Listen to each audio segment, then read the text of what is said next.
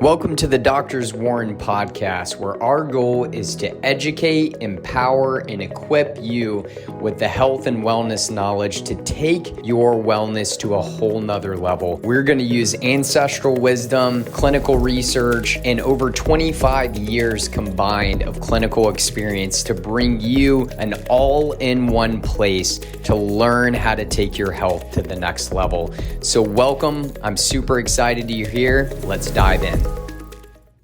Hey guys, Dr. Nathan Warren back to tell you more about seasonal allergies.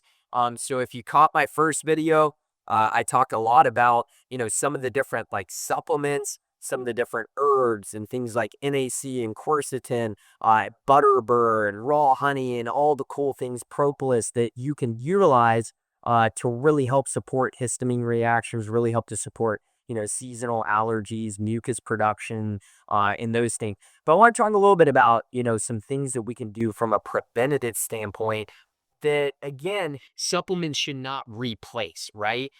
There are certain foundational components to health that we have to be aware help to support our innate healing capabilities. And remember, guys, supplements don't heal anything. Just like I would argue, drugs do not heal anything as well. It's your body's adaptation and reaction to it that heals. It's your body that heals every single time, right? So when we look at this, there's certain foundations to healing that have to be there. And here's some of the biggest ones I've seen lacking in my clinic with my patients and kind of just all over. Let's start with the first one.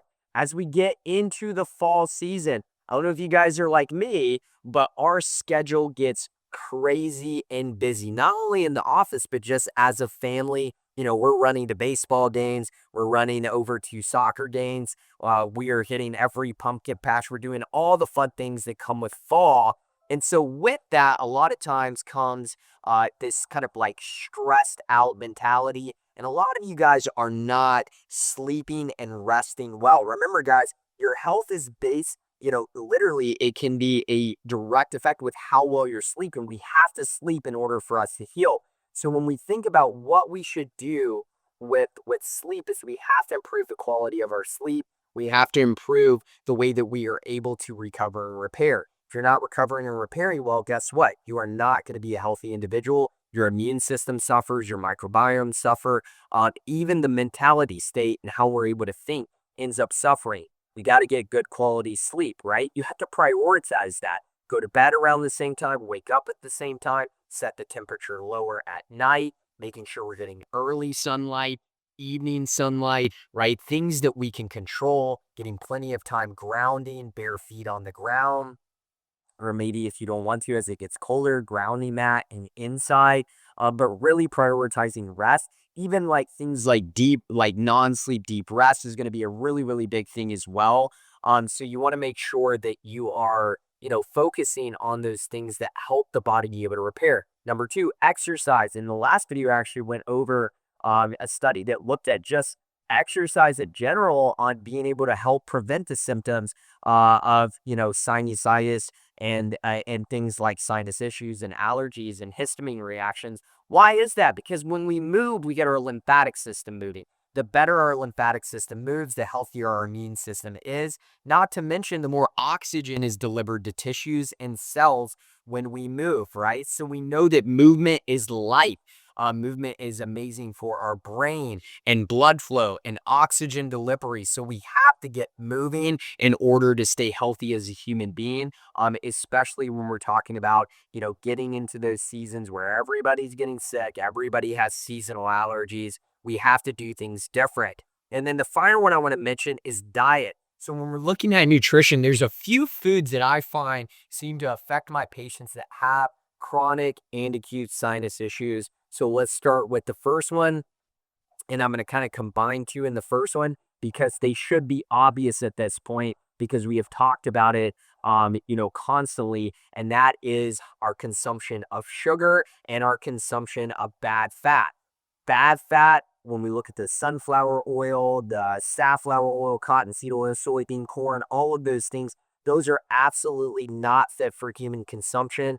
I don't care, what type of, kind of radical idea. I know it's better for the planet. That's a load of bull. This type of vegetable oil, these type of seed oils are rancid to the human body. And I can tell you that not only based on, what I've seen clinically with my patients, I can even tell you that based on logic. Your cells are literally made of a bilipid layer. What does that mean? Two layers of fat. That is vitally important for the receptors, for your hormones, how we get good things in, how we get good things out. Oh, by the way, your brain is primarily made of fat. The human body itself relies on good quality fat. And if we're filling our cell membranes with a bunch of junk, you will be a sick human being. Sugar. Guys, we're getting into the fall. People are consuming massive amounts of sugar. We're going over here to Starbucks and getting, a pumpkin latte that contains 58 grams of sugar in it. And we're over here getting, oh, it's just a little bit of Halloween candy, and next thing you know, you consumed 100 grams of sugar, during that day. Oh, we're at this festival. We're just going to get like some soda. We're going to get, this funnel cake.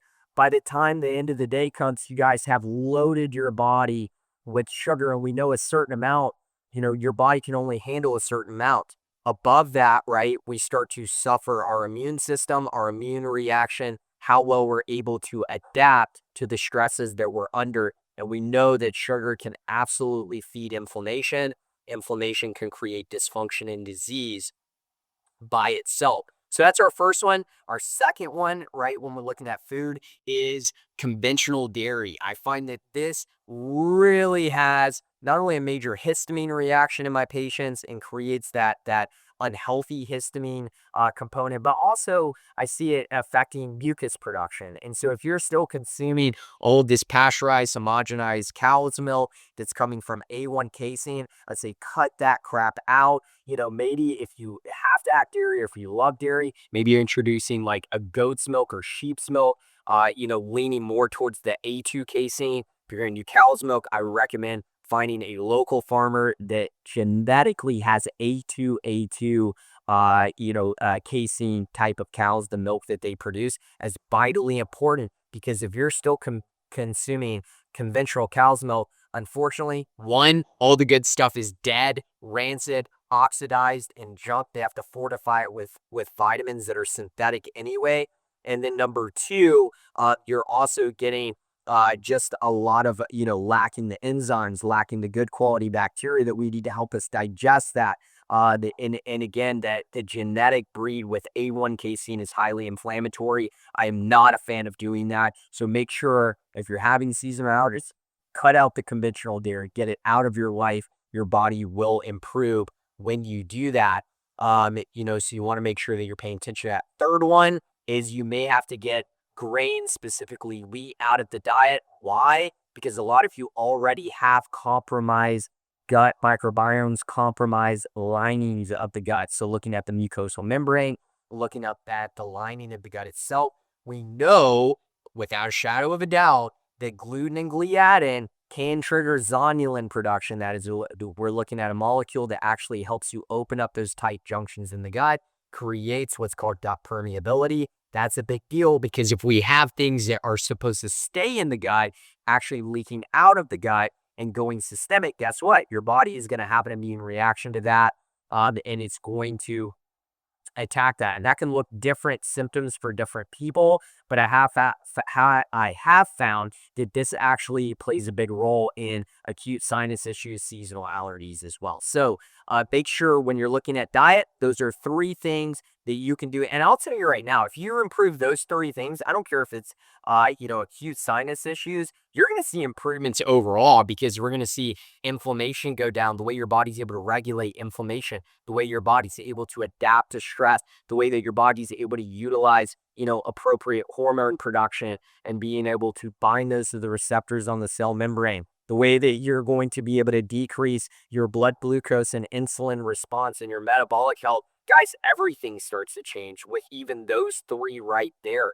And if you've never done that before, go test it, right? Spend 2 to 4 weeks where you really buckle down and watch how amazing your body starts to feel, again, when you're feeding it what it needs. So there's some quality tools that you guys can put in your toolbox to, again, help you not only with acute sinus issues and allergy issues during the seasonal time, but also just overall when it comes to health. All those things I talked about in this video really start to apply to our overall health in general. So as always, health is your choice. It is a choice. And today you guys made a great choice by listening to these videos. And as always, guys, go out, try these things out. These are tools for your toolbox. And as always, like, subscribe, share our videos so that we can get our message out to as many people as possible. Sometimes health is very, very simple to start changing. And some of these tools you guys can start utilizing even today, which is super, super exciting. So go to doctorswarren.com if you want to check out more information about us. I'll see you next time. Thank you for tuning in to the Doctors Warren podcast. If you enjoyed today's episode, I'm going to ask 2 favors. Number 1, if you could leave us a 5-star review. Not only do we love to hear from you guys, please let us know how this information is helping you. But by leaving that review, you allow us to reach more people with this message. And number 2, make sure to subscribe. That way, when a new episode pops up, you get immediate access to it. You can also go to our website if you're looking for help with consultation, want to join our newsletter to get the most up-to-date health information sent straight to your inbox, our supplement protocol, and more.